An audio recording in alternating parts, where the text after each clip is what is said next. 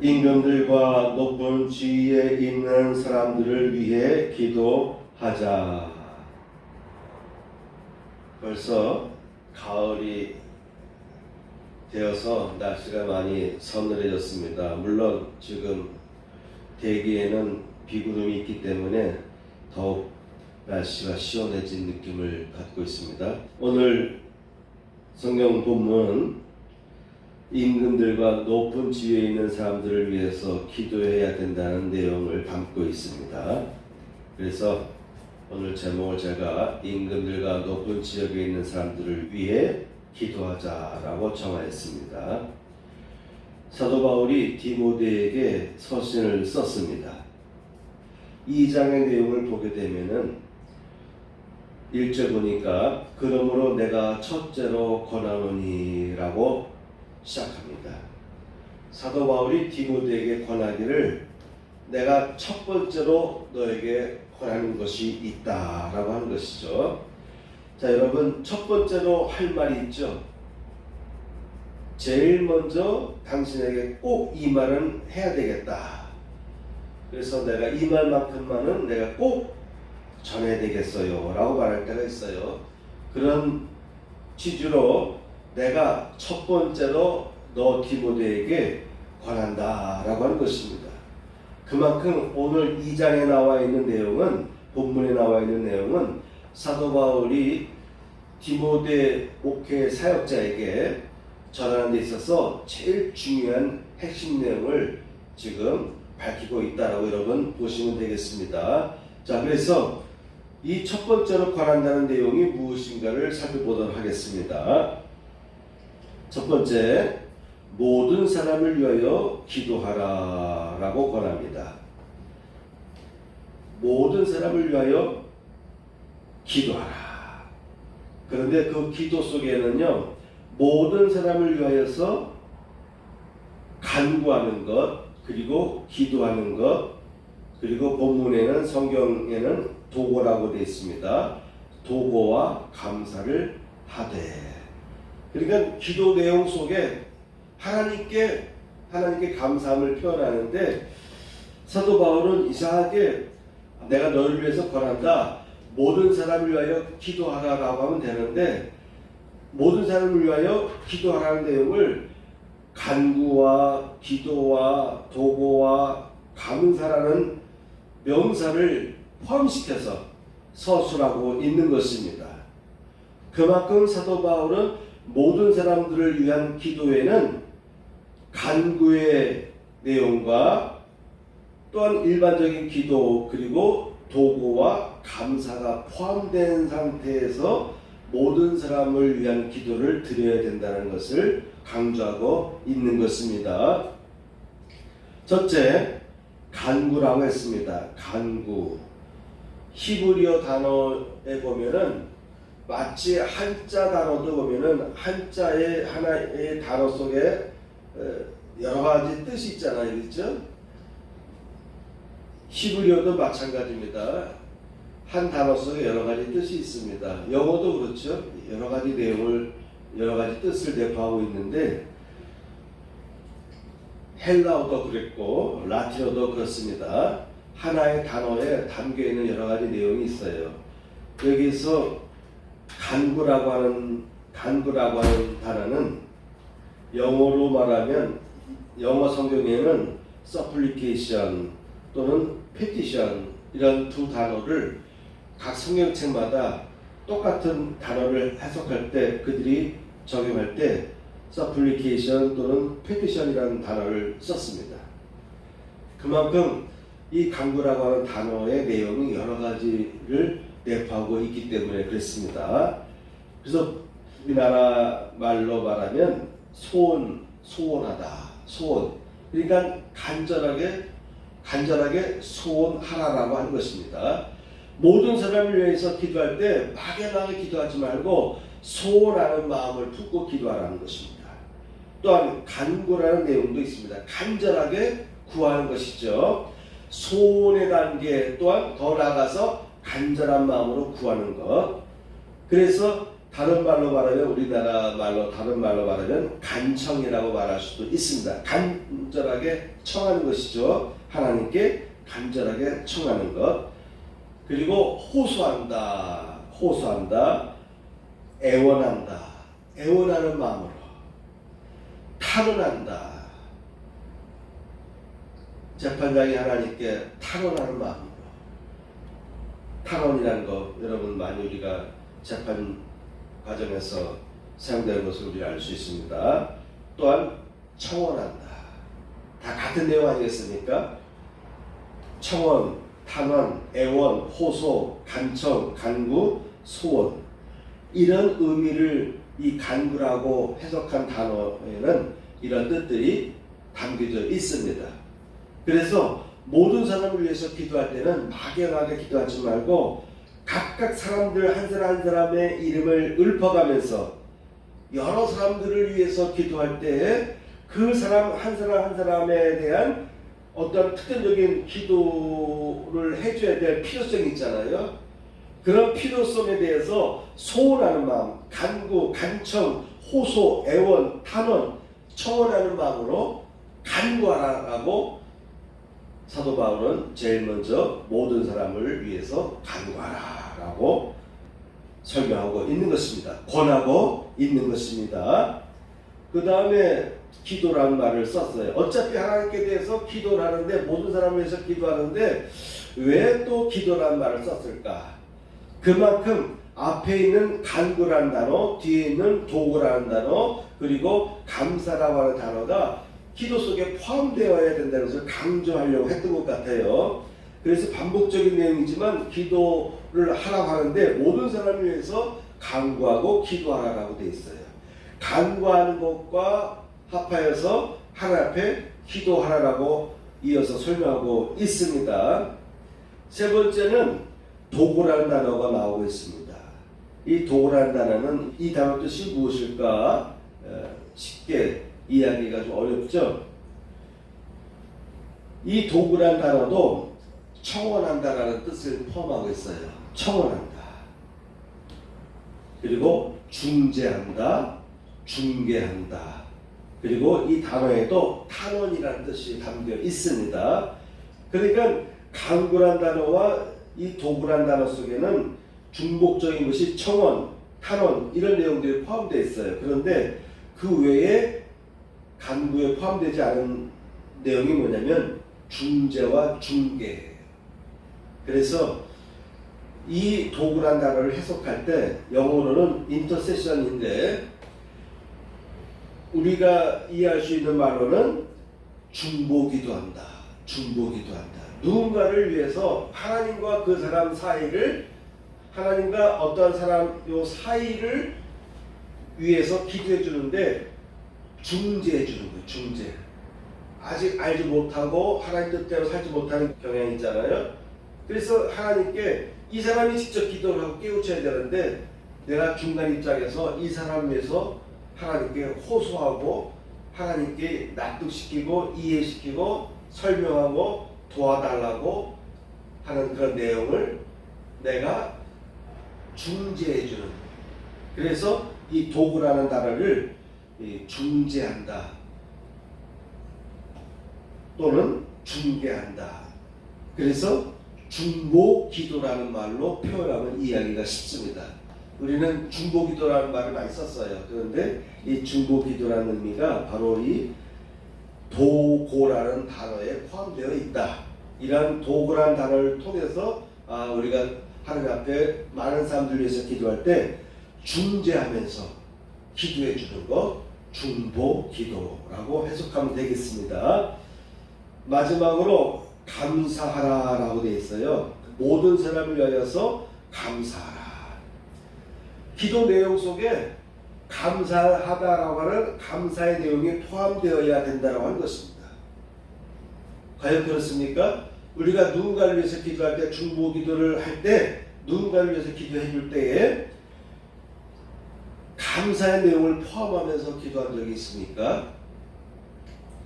이 부분을 우리가 놓치기가 쉬워요. 중보 기도는 하긴 해요. 누군가를 위해서 하나님 저 영혼을 위해서 기도합니다. 이러이러한 삶을 살게 해주세요. 잘못된 길로 가지 않게 해주세요. 라고 중보 기도를 쭉 해나가는데 그 사람으로 인해서 감사합니다 라는 내용을 빼뜨기가 쉬운 거예요. 쉽게 말하면 사람을 바라볼 때 긍정적인 면, 그 사람의 선한 모습들을 볼 수가 있어야 된다고 하는 것입니다. 그 사람의 잘못된 점만 보기가 쉬운데 그 사람이 갖고 있는 장점이 있어요. 그 사람만 갖고 있는 선한 모습이 있어요. 그래서 우리가 기도할 때는 그 사람의 선한 모습도 우리가 캐치해가지고 하나님 저분이 그래도 이런 면에 있어서 이러이러한 일들을 헌신하고 있으니 감사합니다. 저가 바른 판단하고 있으니 감사합니다. 저 사람이 올바른 삶을 살아가고 있으니 감사합니다 라고 하는 그와 같은 감사의 내용을 포함할 필요가 있다라고 하는 것입니다. 그렇죠? 하나님께서 기뻐하시는 내용은 감사합니다. 그렇죠? 우리가 찬양하거나 기도할 때 핵심적인 내용이 뭐냐면 하나님께 대한 감사합니다. 우리가 일반적으로 밥 먹을 때마다 식사기도 하잖아요. 그 식사기도 내용이 뭐가 포함되어 있습니까? 제일 중요한 거 감사합니다. 오늘의 일용할 양식을 주셔서 감사합니다. 제가 편안한 가운데 오늘 식사를 할 수 있게 해주셔서 감사합니다. 그래서 꼭 감사 내용이 들어가잖아요.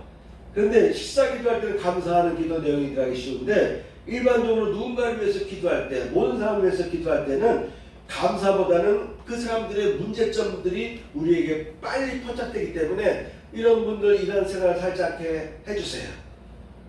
올바른 길로 걸어가게 해주세요 라는 그런 내용에 집중하기가 쉬운 거예요. 그래서 사도 바울은 거기에다가 감사를 포함시켜라.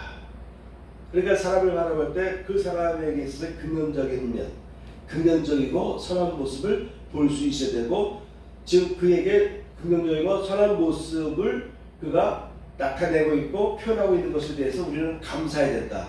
누구에게? 하나님께.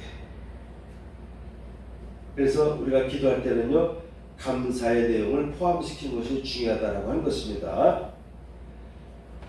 이 감사는 즐거워하는 의미도 포함되어 있어요.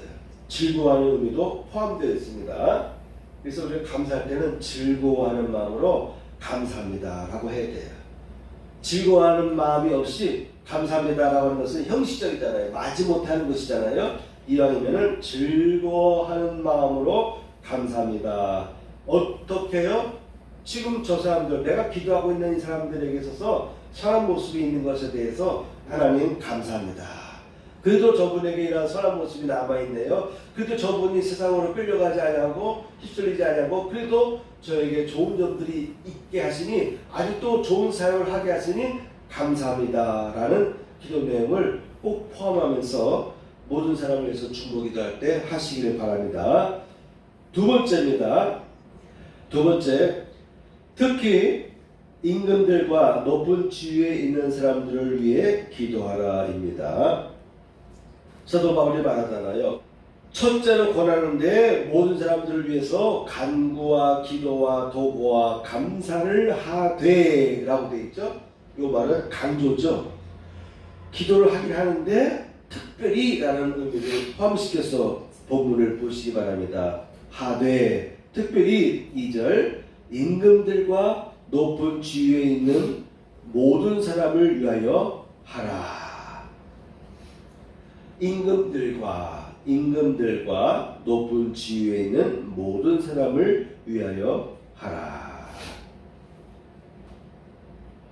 오늘날 세계 정세를 보면은 세계 곳곳에 여러 가지 위험의 요소들이 도사리고 있고 또 어떤 나라에는 그런 위험들이 폭발돼서 전쟁이나 아니면 폭동이나 여러 가지 혁명 이런 일들이 막 벌어지고 있습니다. 한쪽에서는 나름대로 법으로 강하게 억제시키고 있지만 어떤 지역에서는 억제되는 통제력이 상실되어서 폭발돼서 세계 곳곳에서 여러 가지 어려운 일들, 아수라장이 되는 그런 사건들이 곳곳에서 일어나고 있습니다.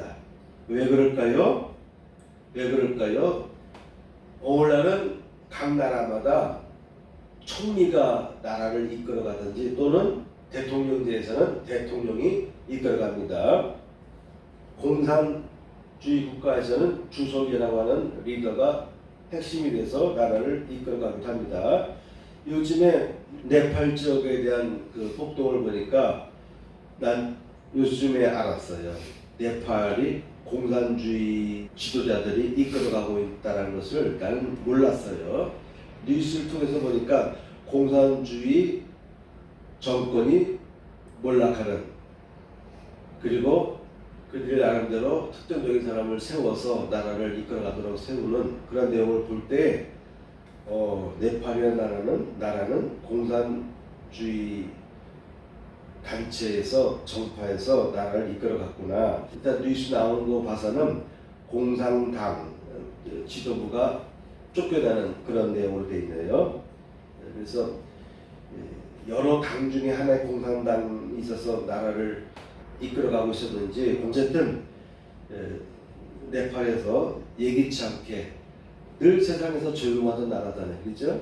네팔 가면 히말리아를 상상하게 되고 특별하게 나라에 어려움이 있는 줄 몰랐는데 갑자기 네팔에서 또 그 전에 인도네시아에서도 그렇게 어떤 사건이 일어날 줄 몰랐잖아요. 먼저 인도네시아에서, 그리고 몇 년 전에는 버마, 미얀마에서 그와 같은 군부와의 충돌이 일어났었는데 나라가 거의 내전 상태에 됐습니다. 어떤 뉴스에 의하면 군부가 장악한 지역보다는 반대 세력, 폭동을 일으켰던 반군 세력이 더 영역이 넓어졌다. 그래서 군부 세력이 좀 더 위축되는 그런 내용이 나오기도 하는데 벌써 몇 년째 아니겠어요? 그런데 갑자기 인도네시아에서 그리고 바로 네팔에서 폭동이 일어나서 정권이 교체되기도 하는 이런 일들이 생겨나고 있습니다.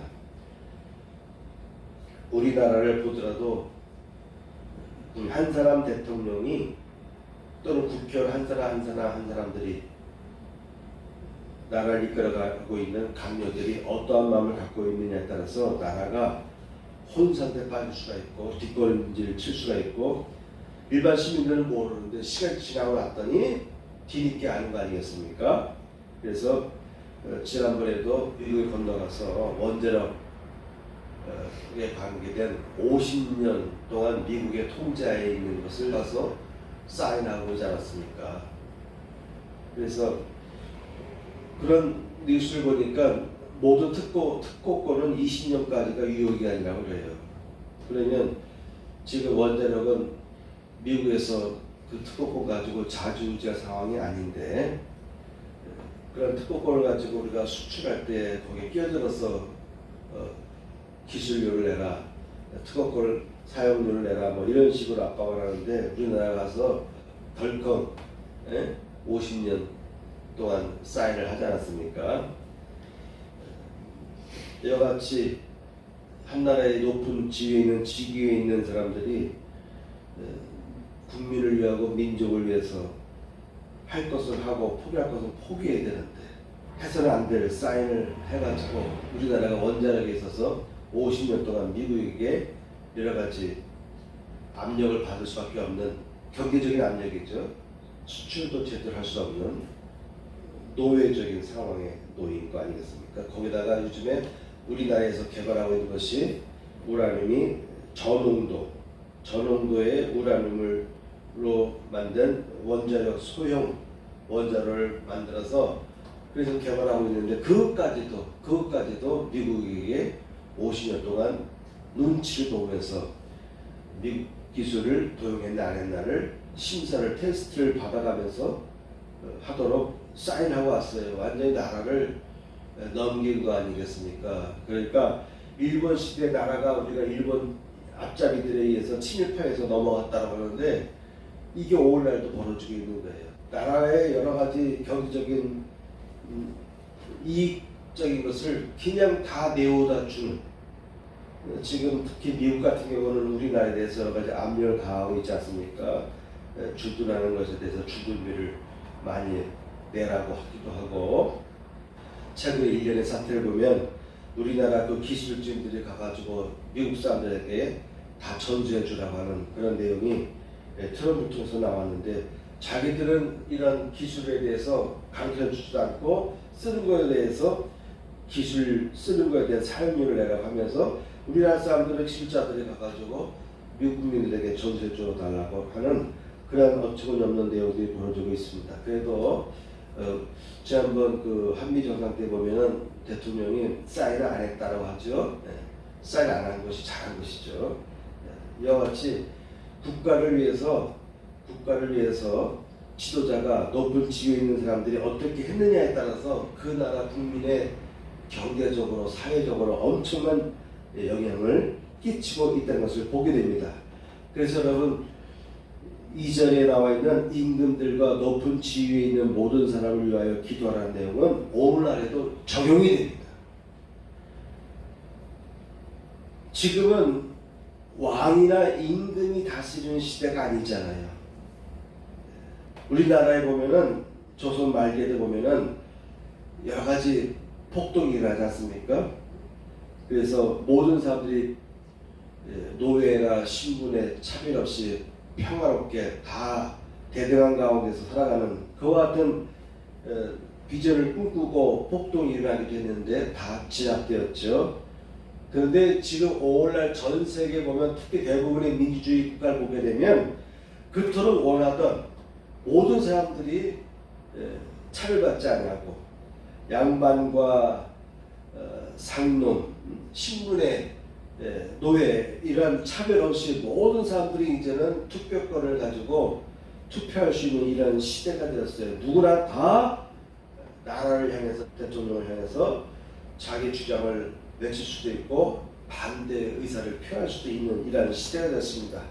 그런 상황을 보게 되면 지금이야말로 진짜 우리가 살아가는 시대에 있어서 진짜 아름다운 시대, 그야말로 유토피아, 그야말로 고대로부터 꿈꿔왔던 모든 것이 다 이루어진 시대, 거기에다가 과학 문명이 발전해서 모든 사람들이 스마트폰을 가지고 영상을 다 보고 있으니 과거로 기준으로 해보면은 오늘날의 삶은 그야말로 천국의 삶이 아닌가, 유토피아가 이루어진 것이 아닌가라고 우리가 생각할 수도 있어요. 그럼에도 불구하고 여전히 나라마다 세계 곳곳에서는 특정적인 지도자, 총리나 대통령이나 국회의원들 이런 사람들이 생각을 바르게 했느냐 바르지 못한 생각을 갖느냐에 따라서 그 나라의 경제가 어려움을 당하기도 하고 또 어떤 나라에 경제적으로 복속되기도 하고요. 그죠?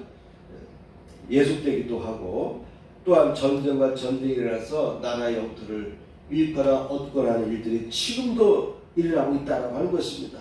이런 시대, 이런 유토피아 같은 현실이 우리에게 이루어졌음에도 불구하고 아차하면 특정적인 소수의 권력자들에 의해서 나라가 무너질 수도 있고 나라 경제와 사회가 엄청나게 어려운 일을 당할 수도 있는 거 아니겠습니까? 그래서 여러분, 나라와 민족을 위해서 기도할 때 특별히 임금들, 대통령이나 총리나 높은 지위에 있는 사람들, 국회의원들 그리고 장관들을 위해서 각 부서의 장들을 위해서 기도할 필요가 있겠습니다. 이와 같이 나름대로 통제력을 여러 가지 통제 시스템을 형성했음에도 불구하고 그 장자리에 있는 사람이 못된 마음을 품으면 나라가 어려운 가운데 빠지는데요. 아무리 잘못된 것도 합법적인 것으로 우회해가지고 불법을 범하기도 하는 그런 시대가 되었습니다. 그래서 우리 크리스찬들은 특별히 임금들을 위해서 기도해야 되겠습니다. 그렇죠? 제일 위에 꼭지에서 결정할 수 있는 권한을 갖고 있는 임금들, 대통령이나 총리를 위해서 우리가 기도를 해야 되겠습니다. 그리고 장관들을 위해서도 기도를 해야 되겠습니다. 미국 같은 경우는 대통령이 잘못 판단하면은 장관들도 나름대로 자기 의견을 제시하고 반대 의견을 제시하고 상황이 안 되면 사표까지 쓰잖아요. 근데 우리나라는 여지껏 그런 일들이 거의 없었어요. 그죠? 대통령 눈치를 봐가면서 대통령이 잘못된 일을 해도 장관직 유지하기 위해서 아무 소리 못하고 그러다 보니까 나라가 어려워졌는데, 그런 면에서는 미국을 우리가 본받을 필요가 있겠습니다. 왜 임금들과 높은 지위에 있는 사람들을 위해서 기도해야 되느냐? 유다서에 보게 되면은, 유다서와 베드로서에 보게 되면은 이성 없는 짐승들이 나타날 것이다. 교회에 이성 없는 짐승들이 나타날 것이다. 교인들 중에도 이성 없는 사람들이 많이 생길 것이다. 특별히 교회 지도자 또는 국가 지도자들 가운데 이성 없는 짐승들이 많이 나타날 것이다. 이런 사람들을 향해서 경계한 내용을 유다와 베드로는 밝히고 있습니다. 베드로 후서 2장 말씀 보면은, 2장 말씀에 보면은, 그러나 이 사람들은 본래 잡혀 죽기 위하여 난 이성 없는 짐승 같아서, 원래 잡혀 죽을 수밖에 없는 이성 없는 짐승들과 같아서, 누가? 이 사람들은 그가 그 알지 못한 것을 회방하고 저희 멸망 가운데서 멸망을 당할 것이다. 유다서에는 이렇게 기록하고 있습니다. 이 사람들은 무엇이든지 그 알지 못하는 것을 회방하는도다. 알지 못하는 것을 회방하는도다. 여러분, 오늘같이 TV 뉴스에 모든 내용들이 다 나오고 있고, 핸드폰을 통해서, 인터넷을 통해서 세계에 돌아가는 일들, 나라에서 벌어진 일들을 우리는 그 같은 정보들을 다 볼 수가 있습니다. 그럼에도 불구하고 알지 못하는 사람들이 있다는 거예요. 알지 못하고 어떤 것을 추종하고 어떤 세력을 따라가는 사람들이 있다는 것입니다. 이런 일들이 초대교회에도 일어난 거예요. 초대교회에도 이런 일들이 빈번하게 발생하고 있었던 것입니다. 그래서 이 사람들은 초대교회 당시에 유다가 보고 있던 그 어떤 지역에 있던 이 사람들은 무엇이든지 그 알지 못하는 것을 회방하고 있다. 알지 못하는 거예요. 알지 못하기 때문에 회방하는 거 아니겠습니까? 또 저희는 이성 없는 짐승 같아 본능으로 아는 그것으로 멸망하느니라. 본능밖에 없는 거예요. 본능으로. 우리 사람은 본능을 뛰어넘을 수 있는 이성의 기능이 있는데, 이성이 없는 짐승같이 이성의 기능을 우리가 상실하고 본능에 따라서만 움직이는 사람. 배고프면 배고프다, 먹고 싶으면 먹고 싶다, 내가 빼앗고 싶으면 빼앗고 싶다. 그 어떤 본능에만 끌려서 그러다 보니까 이성 기능이 부족하다 보니까 나라를 위해서 내가 무엇을 택해야 될까? 어떤 일을 해야 될까? 내가 지금 어떤 권력을 잡는 데는 놓친다 할지라도 나라를 위해서 내가 이렇게 처신해야 되겠다라고 하는 이성적인 사고력이 있어야 되는데, 아니야, 나만 살면 돼, 나만 권력을 얻으면 돼, 나만 권력을 누리면 돼. 그래서 이성적인 이름을 다 죽여버리는 것이죠.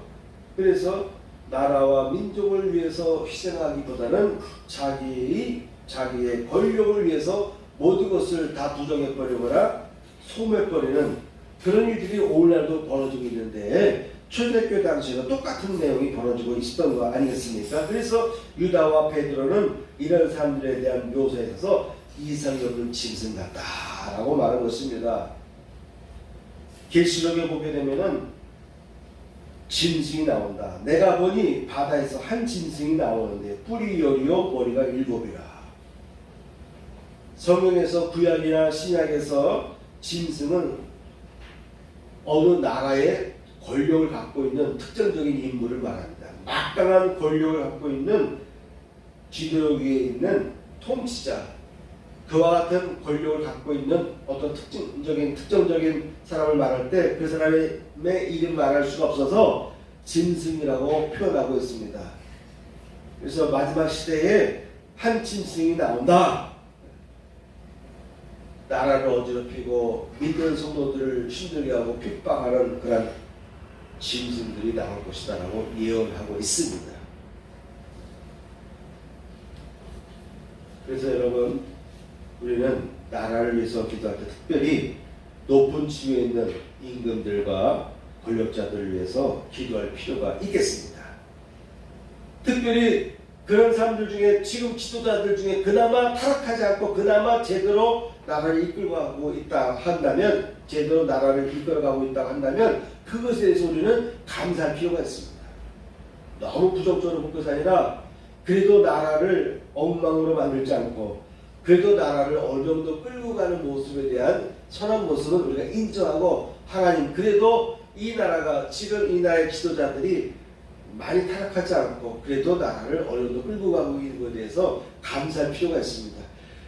그 나라의 지도자들이 좀 더 잘못된 방향으로 휘게 되면 나라에 엄청난 어려움을 가져오지 않겠습니까?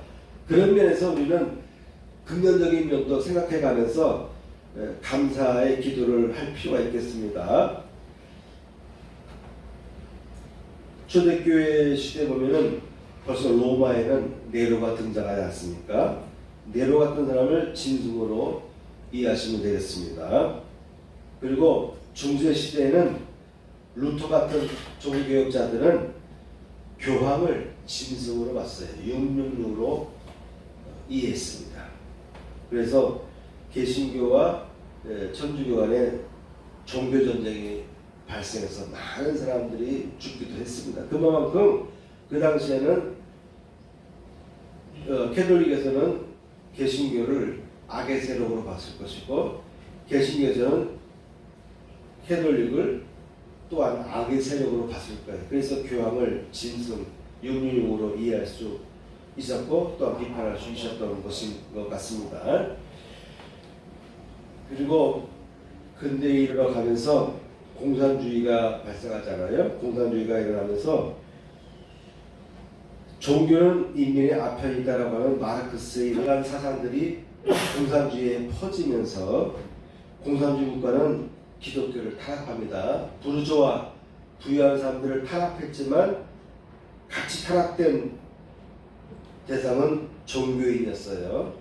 그래서 특히 기독교인들이 소련 또는 중국의 공산국가 치하에서 아주 참담할 정도로 잔혹한 탄압을 당한 적이 있습니다.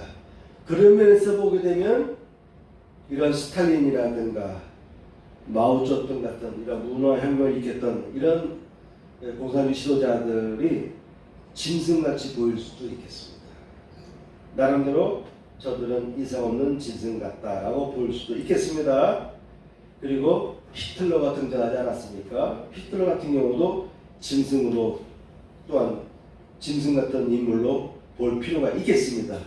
그래서 여러분, 과거이든 근대이든 현대이든 요즘에도 앞으로도 언제든지 짐승들이 나타날 수 있다는 것을 우리가 경각심을 가지고 기도하면서 나라를 위해서 기도할 필요가 있겠습니다. 권력이 한 사람에게 집중되고 있기 때문에 오늘날에도 나라의 지도자 한 명이 잘못된 생각에 빠지면 나라 안과 밖에서 엄청난 재난과 핍박이 일어날 수도 있기 때문에 그렇습니다. 그러므로 우리 그리스도는 항상 나라를 위하여, 특히 대통령과 높은 지위에 있는 권력자들을 위해서 기도를 해야 되겠습니다. 아멘. 오늘 여기까지 말씀을 전하겠습니다. 나머지 내용은 다음 주에 이어서 전하도록 하겠습니다. 저도 여러 번 이 내용을 시청했는데 은혜가 되더라고요. 은혜가 돼요. 근데 이 찬양이 언제 시작되었나 했더니 1년 전부터 이런 영상이 인터넷에 떠 있더라고요. 그러니까 최근에 우리나라에서 보니까 9월 달부터 이런 내용들이 퍼져가고 있었는데, 내가 쭉 찾아가 보니까 이 영상은 1년 전에도 이미 인터넷에 떠 있는 영상이고, 또한 이 곡은 아그너스 데이라고 하는 것인데, 이 말은 라틴어예요. 라틴어. 그래서 데이라는 것은 하나님의라는 뜻인데, 아그너스라는 것은 어린 양을 의미합니다. 그래서 하나님의 어린 양이라는 주제인데, 이 곡도 보니까 한 4년 전부터도 우리나라에 알려졌더라고요. 그래서 4년 전부터도 이 노래를 우리나라 연주자들이 나름대로 이렇게 연주하는 영상도 이미 4년 전에 퍼져 있더라고요.